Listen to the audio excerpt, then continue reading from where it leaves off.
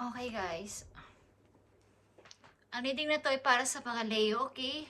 At tungkol ito sa inyong person, kung kayo ay may person o kakoneksyon, this is para sa inyong person o tao. Okay guys, I need 4 messages dito sa kakoneksyon ng mga Leo. Kung kayo ay may kakoneksyon guys, sa kasalukuyan, ito ang tungkol sa kanya, okay?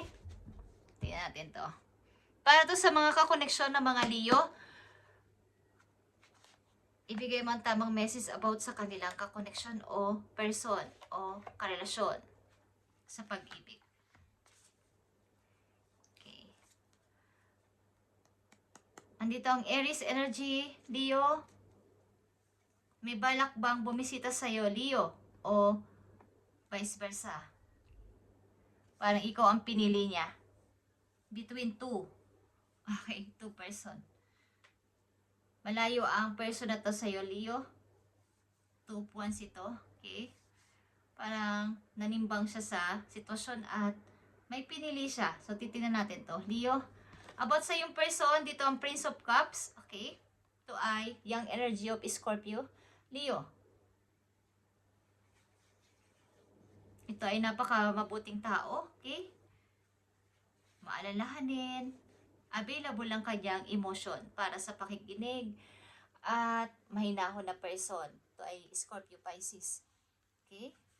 But, ang twist nito, magaling din siyang mag-manipulate ng emosyon ng tao. But, marunong siya magtimpi. Okay?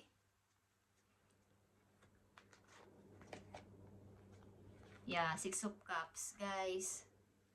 Punong-puno ng emosyon ang energy dito. May nanunuyo dito o may gustong manuyo sa inyo, Leo. Ang inyong energy andito, present ang inyong energy, andito kayo. At kayo ay magkahiwalay. Okay? At meron din ditong Princess of Arrows. Yung energy of Aquarius is here.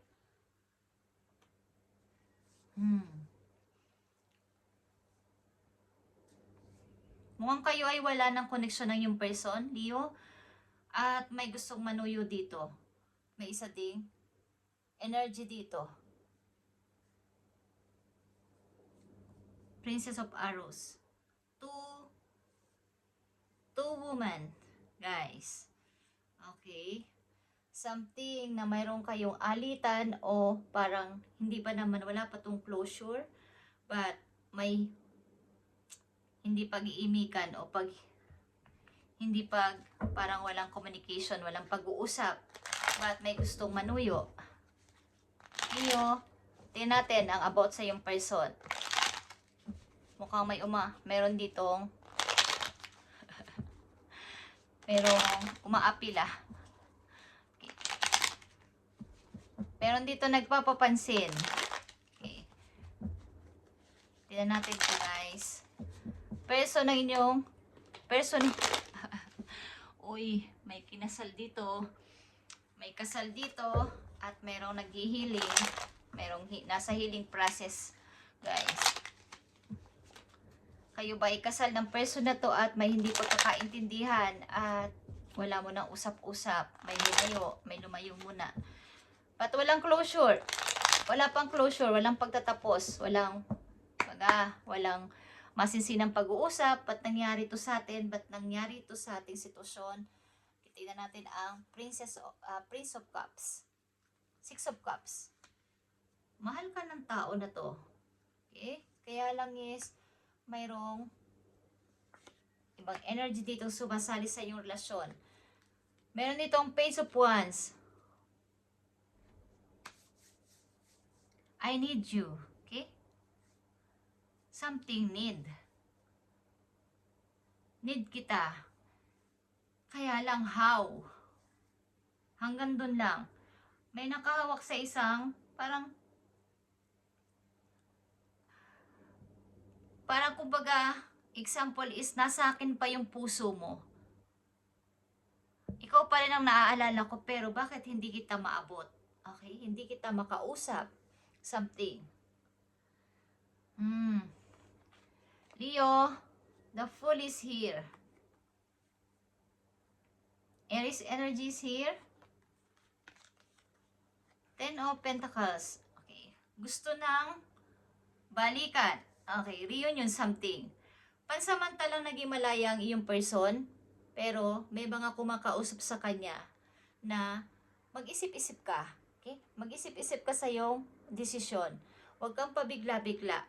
At meron ditong gusto makipag-usap, gusto ulit makipag-usap, something reunite is here. Reunion. Gusto makipag-usap muli. Sa iyo nakikita yung tagumpay. Sa iyo nakikita yung parang nakikita ka niya nag-grow. At hindi yan mawala sa isip niya na ikaw pa rin ang balikan niya. Okay? Okay guys, nakikita niyo to.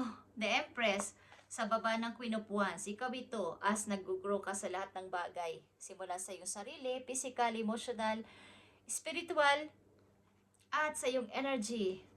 Something, pati sa iyong kaperahan. Malaya ka. Nakikita ka na nagliliwanag dito. Ito ay punong-puno ng dilaw, guys. Yeah. King of Wands is here. Aries, Scorpio is here sa chart mo, Leo.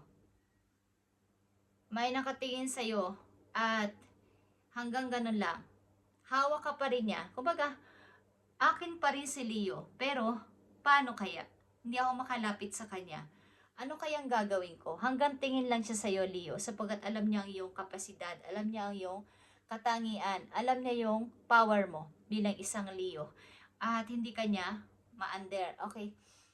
So, andito yung pagtatagumpay ng mga Leo dito sa reading. At may isang tao dito nanghihinayang sa paglisan niya sa inyo, guys. At mayroon ditong gusto makipagkasundo. Nagpipiling malaya ang iyong person. Kumbaga, pero hawak-hawak niya ang isang bagay na alam niyang ikaw yun. Parang, mayroon siyang dahilan para pagka wala pang closure sa kanyang lahat. Hindi pa niya sinasara na wala na sa Leo sa akin. Bagamat wala na. Kumbaga, kung meron ditong third party, meron ditong ibang person sa buhay ng iyong person, is ikaw pa din ang nasa sa isip niya, sa back ng mind niya, na sana makausap ko si Leo. Sana may time na magkausap kami ni Leo. Okay? Kaya sabi ko sa una, meron ditong gustong bumisita at meron ditong hawak-hawak ang isang wand. At ang Queen of Wands dito, may hawak din siyang wand dito. Nanatili ka sa iyong position bilang Leo. Hindi ako lalapit sa iyo, okay? Bahala ka sa buhay mo. Kung titingnan mo ko, kung pinagmamasdan mo ko, literal or kung saan-saan man, is wala akong magagawa. Kung gusto mo kong lapitan, lumapit ka. Pero ako, hindi. Okay? Andito yung inyong katatagan ng loob. At andito yung pride ng isang Leo. Okay? Tingnan natin ang paparating na message dito sa inyong dalawa, Leo, ng yung person na to. Mukhang ito ay wala na sa feeling mo. Wala na sa feeling mo. Nakikita nyo to, Leo. Andito na naman ang inyong energy, the sun. Ikaw ay nanatiling masaya sa kabila ng lahat, kahit mag-isa ka lang. Nanatili kang na matatag, nakatayo at naka-smile. Ito ay happiness, okay, ng isang Leo. At nandito ang final judgment. Nag-iisip ka na lang ngayon sa iyong sarili at sa kinabukasan mo, bagamat may mga nanggugulo o gumugulo sa iyong isip. Dala ng nakaraan is andito yung pagiging isang matatag na person at pagharap sa katotohanan. Ito ay final judgment or truth. Okay? New door ng iyong buhay. Tingnan natin ito para sa inyong dalawa. So, nandito ang temptation, guys. Obsessed ang person na to sa'yo. Nandito na naman ang iyong energy, the Queen of Wands, and the Nine of Cups, guys. Ikaw ay masaya at fulfilled sa iyong pagka-satisfied ka kung anong meron ka ngayon, sinong kasama mo ngayon, ano ang trabaho mo ngayon, ano ang paminsan-minsan lumalabas din kayo at nagsasaya with friends or kahit mag-isa ay masaya kayo.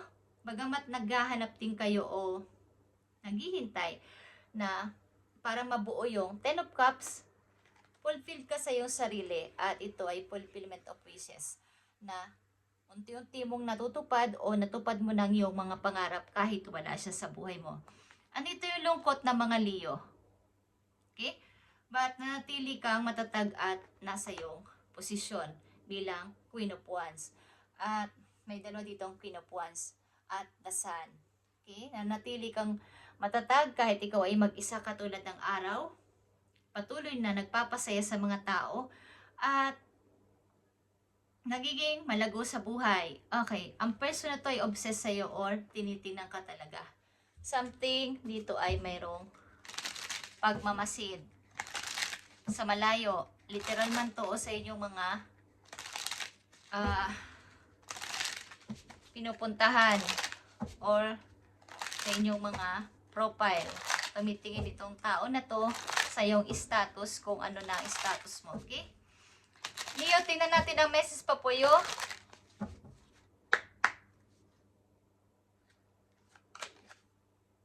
Okay.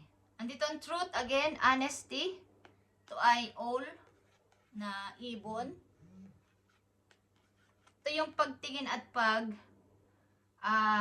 kumbaga, pagtingin sa katotohanan na alam ko na. Okay, wala na kayong tago sa akin. Something na pag-observe at pagiging honest sa sarili ng isang Leo, okay? Is, alam nyo ang truth, ang katotohanan. Behind the scene lang sa inyo kahit malungkot ay patuloy na namumuhay at hindi pinapakita. Nagiging masaya kayo kahit sinong kaharap ninyo at natutupad nyo na o unti-unti nyo nang natutupad ang inyong pangarap. Bagamat kayo ay hindi sa inyo kahit wala o nandyan o meron is okay lang. Kahit wala o meron na pag-ibig is okay lang sa inyo. Masaya kayong mag-isa at masaya kayo sa inyong ginagawa. Okay. Leo, advice sa'yo. Sa iyong person ay want to come back.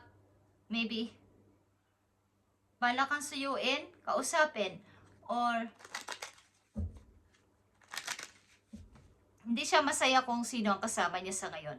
Hawak niya pa rin yung want na to, okay? At nakatingin siya sa'yo. Naalala niya nung magkasama pa kayo, okay? Tingnan natin, advice sa'yo. So, andito ang playfulness, Leo. Ito ay nagre-remind sa'yo na do not take things too seriously and bring more balance between wisdom and playfulness. Okay. About ito sa iyong kaalaman sa buhay, mga pananaw sa buhay, at pagiging isang playfulness na person. The more na alam mo ang balanse nito, hindi ka mapapahamak dito, okay? Yung ilabas mo paminsan-minsan ang yung inner child mo, okay? Huwag kang magpaka-boring sa buhay. At alam mo naman kung saan ka lulugar at lagyan mo ng limitasyon ang sarili mo. Hanggat hindi ka sumusobra, okay yun. Okay? You might need to lighten up about the matter that has been on your mind for a while. Okay, Leo. Napakaganda. At ang yung person ay wala kang kausapin. Nakikita siguro niya na umaangat ka sa buhay at yung pag-grow mo sa iyong sarili, lalo kang gumaganda, okay? O pumupogi sa mga Leo na nandito. Kung alam niyo yung kantang Nangihinayang is, yun ang naririnig ko sa mind ko, okay? Tatagal mo yung sarili. Leo, andito ang iyong energy. Queen of Wands sa dalawa and the Sun. Okay. Message pa para sa'yo. Leo. Okay, Leo, in the flow. Everything is smooth sailing para sa'yo, kaya huwag kang mag-alala. Ilan sa inyo nasa lugar na may snow or papunta kayo sa lugar na may snow, Leo. At tatagan mo yung sarili sapagkat lahat ay okay. Smooth sailing ito, in the flow. Ang hinahanap lang naman ng ilan sa inyo ay totoong tao, totoong pamilya na masasabi, hindi lang bahay, totoong tahanan. Okay, totoong tahanan na may warm na pagtanggap at mabait na mga puso. Okay. Thank you, Leo, at ito ang tungkol sa inyong person. At want ng tao na to na ikaw ay makadaupang palad again, makausap, lalo kay kung may anak sa kanya, may anak kayong dalawa, is gagamitin niya yon para kayo ay magkausap. Okay, thank you, Leo, and God bless.